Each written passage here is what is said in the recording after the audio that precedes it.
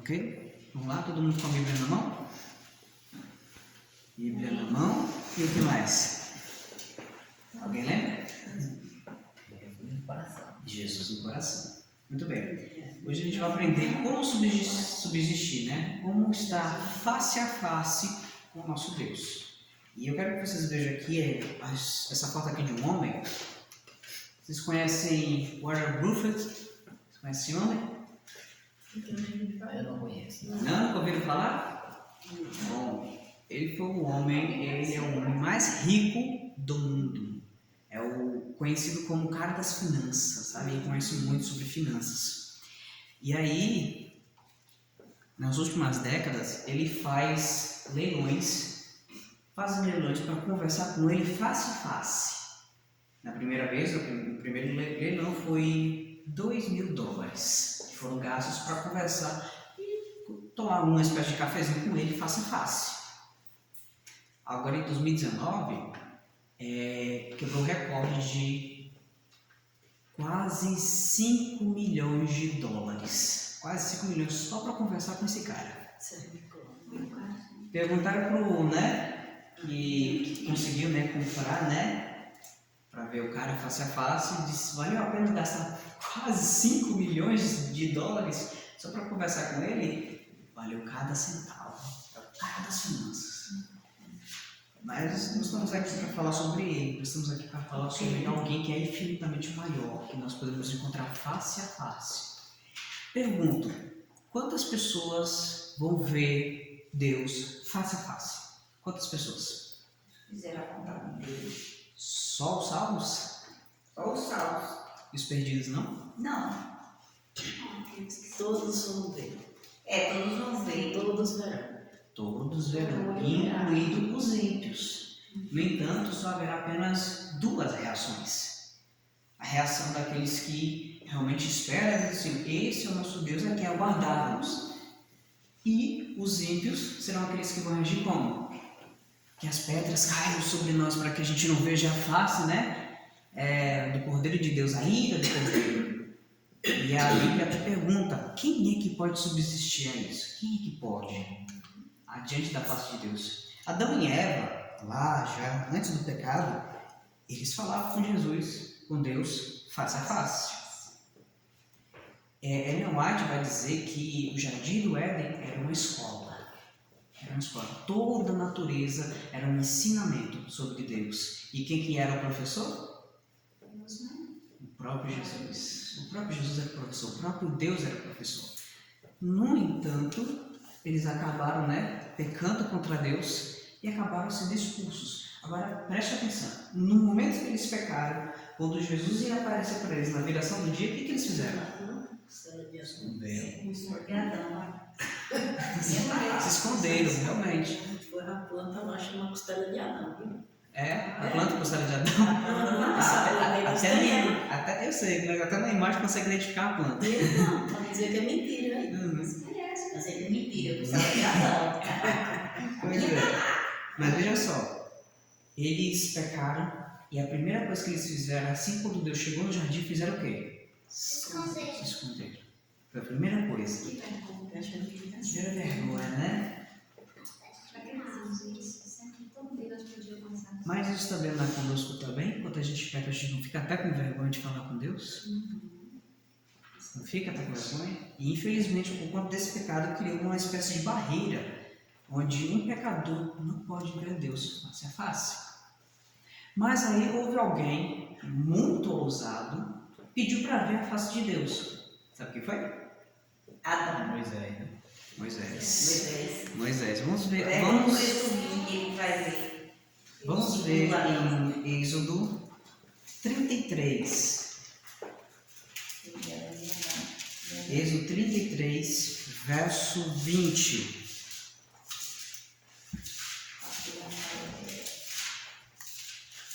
Moisés pediu para ver a face de Deus, para ver a própria face, para ver a glória. Agora, qual foi a resposta, de Deus para isso? Versículo 20. Acharam aí? Versículo 20 diz assim. Está aqui na tela, E disse, não podes ver a minha face, porque nenhum homem me verá e o que mais? Pode fazer o quê? Nenhum homem pode ver a Deus e o quê? Minha face. E viverá. Nenhum homem pode ver a face de Deus e permanecer Vivo. vivo. Nenhum homem. Uau! Mas foi bem usado dele, né? Ele queria ver mesmo Tinha essa curiosidade, né? a face de Deus, ele queria ver. Mas sabemos que ele já agora já viu. Já sabe como é que é o rosto de Deus, não é?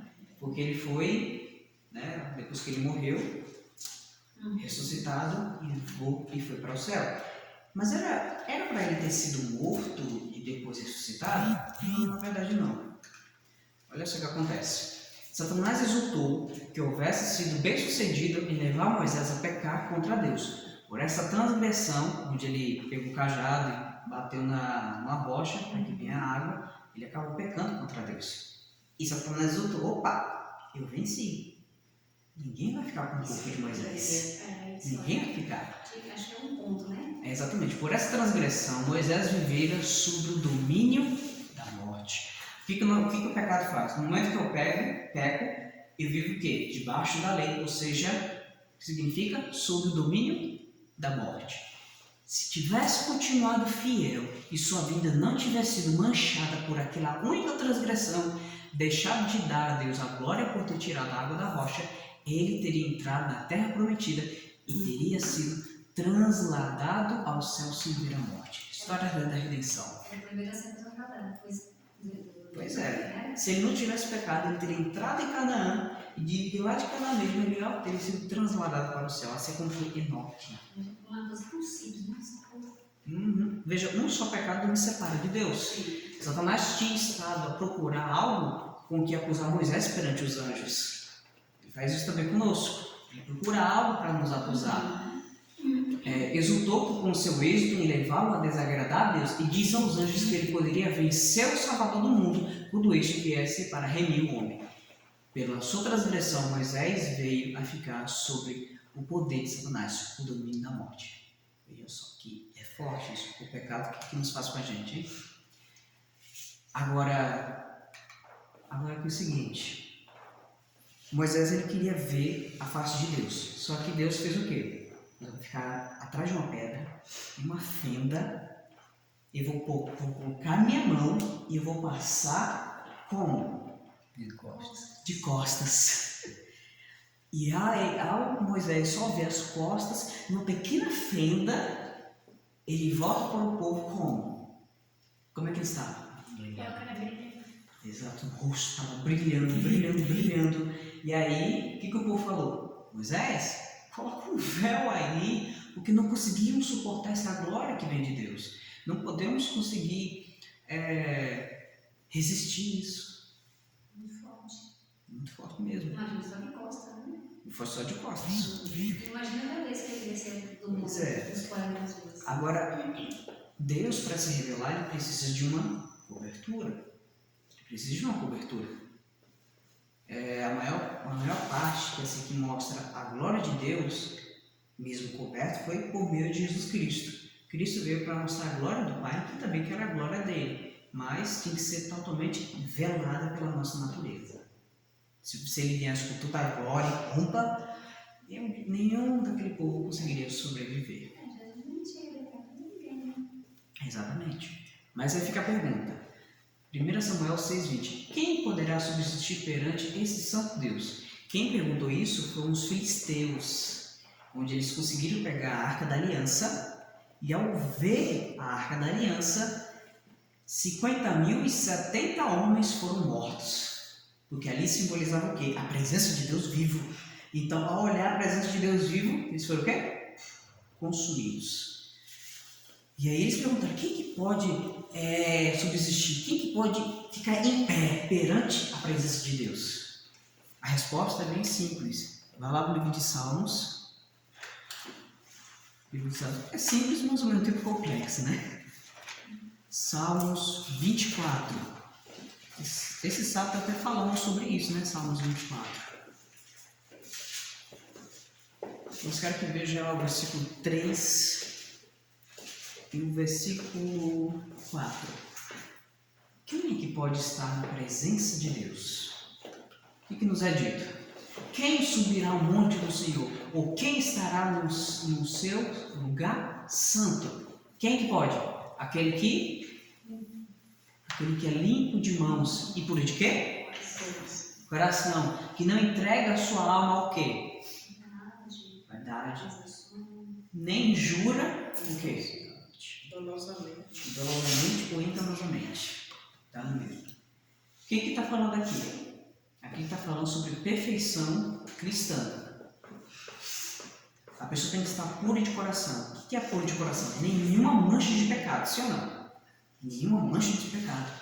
Agora eu pergunto, ao olhar para isso aqui, com esse grande responsabilidade, você se sente como? Difícil de alcançar? Ou, se Deus pedir, vou alcançar? Como é que fica? O melhor que Deus nos dá uma maior esperança ainda. Vai no livro de Ezequiel. Ezequiel 20.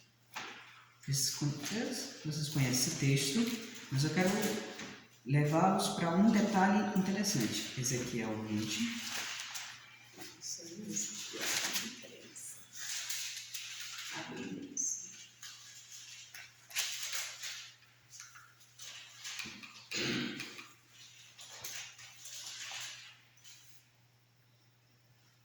Versículo 12. Mas antes de lermos, veja só o que está falando.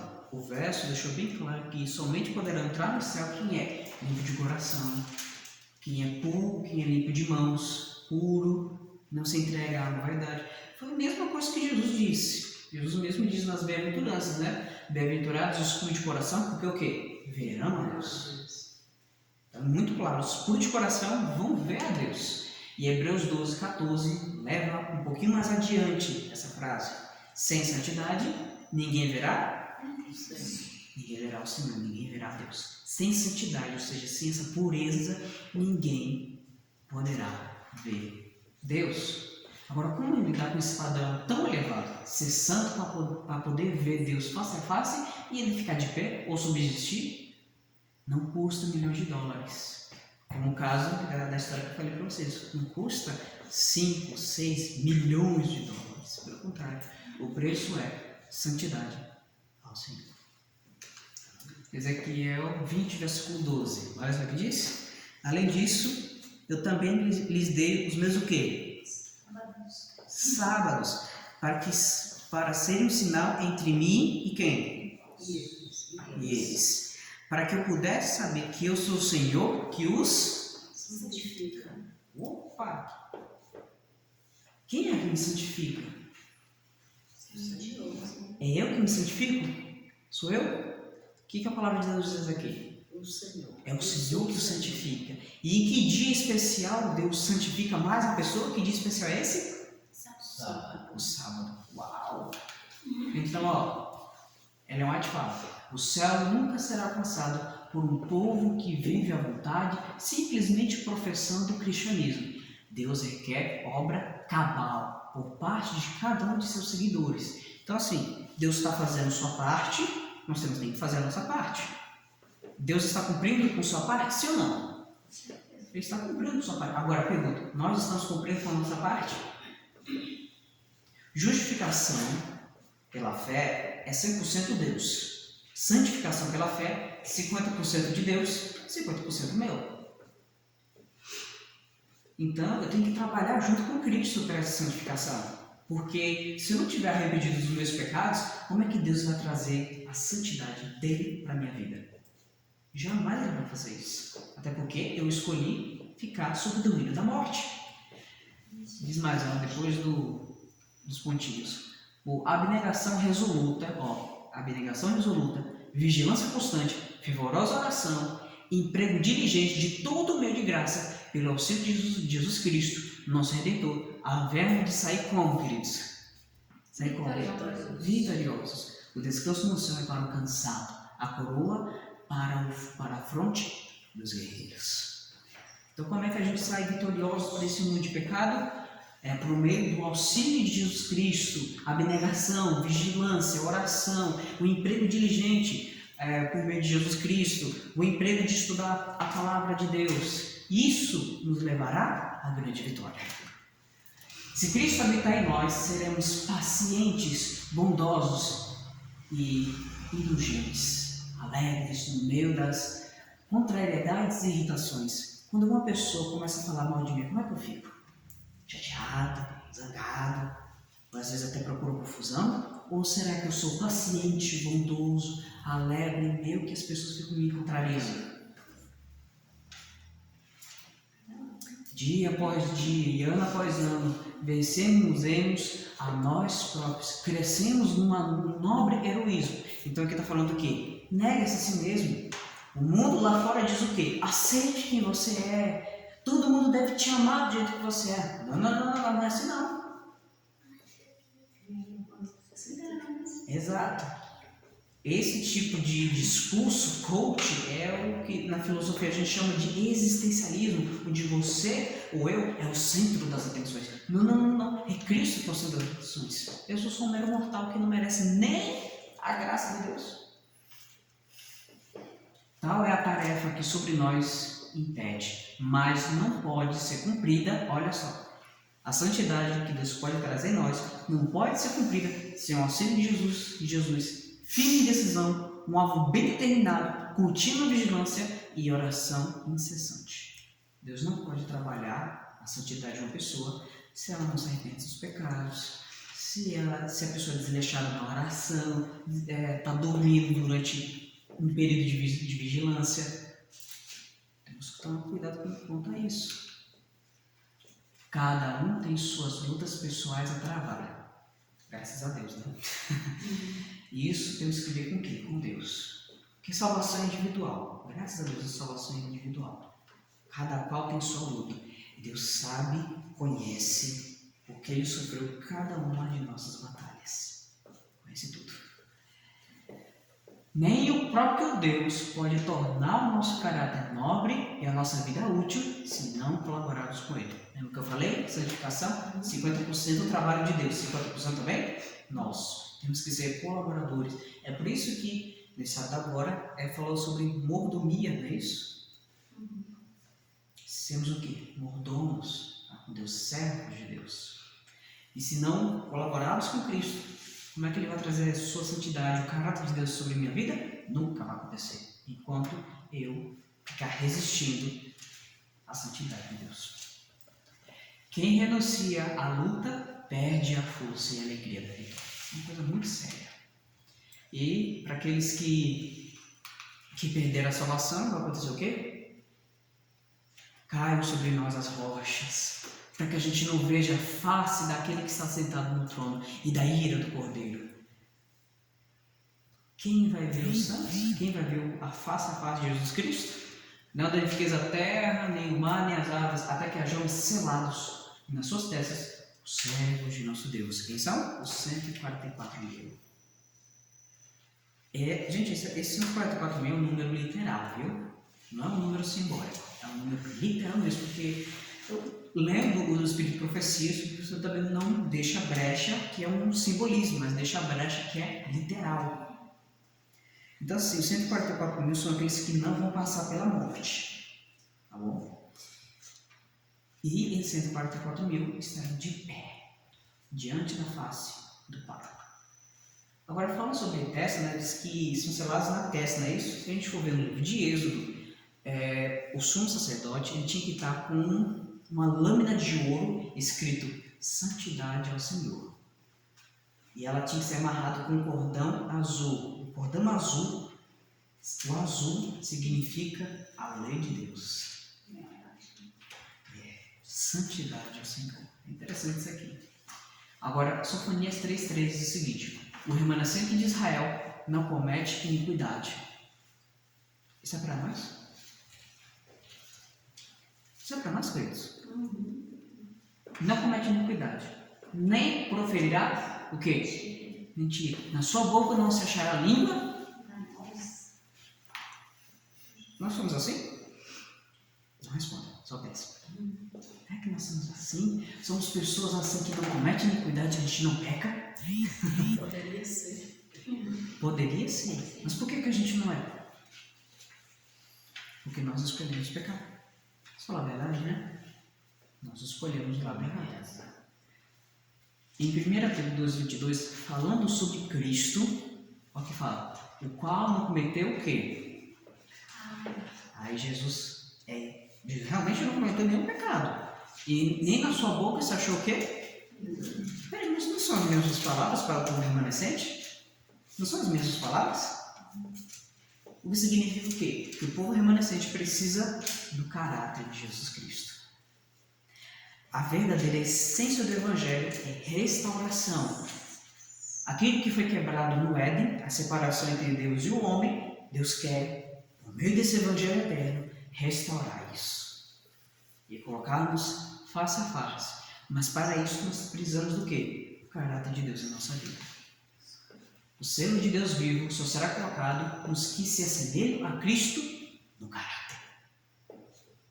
Os que vencem o mundo, a carne e o diabo, serão os agraciados que receberão o selo de Deus vivo. É possível vencer o mundo? É possível? É possível vencer o diabo?